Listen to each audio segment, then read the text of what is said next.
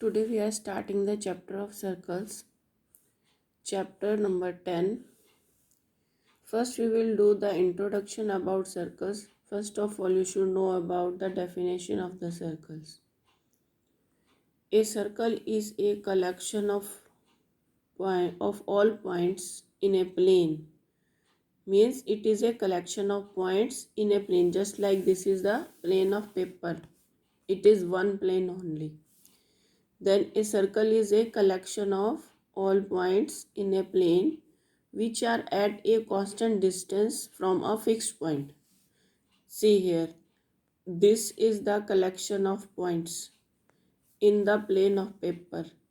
These all points are at a fixed distance as from a fixed point. This is the fixed point, and these all points are at a fixed distance from this fixed point. This fixed point is known as center, and the fixed distance is known as radius. We can take this as radius, that this radius is the fixed distance. Now see here what is written. A circle is a collection of all points in a plane which are at a constant distance from a fixed point. The fixed point is known as center of the circle, and constant distance is called radius. This is the definition of circle. Now we will come to know about secant and tangent of a circle. To know about secant and tangent, we take a line and a circle. See here, this line is lying outside the circle. Now if we put this line on the circle like this, that it intersects the circle at 2 points. This line AB is intersecting the circle at point P and Q. Then this line is known as secant of the circle. And when this line is touching the circle at one point only, see here it is touching the circle at one point only. This point is called the point of contact, and this line is tangent to the circle. This line is touching the circle only at one point, and this tangent is always perpendicular to the radius at the point of contact.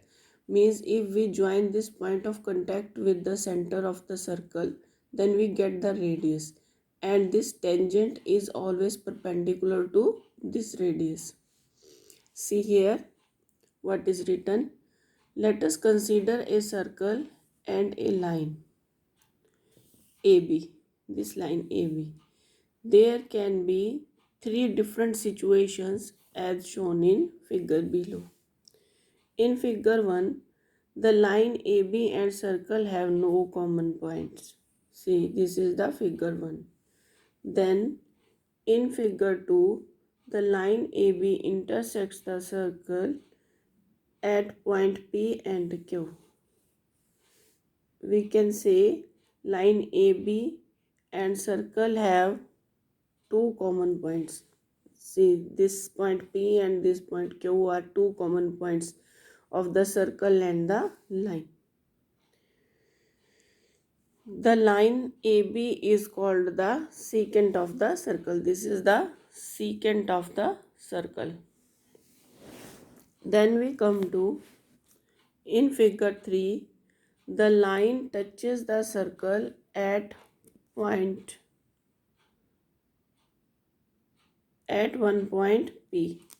See here in this figure P, the line is touching the circle at point P. This point P is the point of contact, and this is the tangent. So line AB and circle have only one common point P. The line AB is called the tangent of the circle. Then we come to the definitions of the secant and the tangent. Secant, a line which intersects a circle at two distinct points is called the secant of the circle. Tangent, a line which meets a circle at only one point, is called the tangent to the circle. The point at which the line meets the circle is called the point of contact. These are the definitions to the secant and tangent. There is only one tangent passing through a point lying on the circle. This is written. Now you can see this description. These are the definitions to the secant and tangent.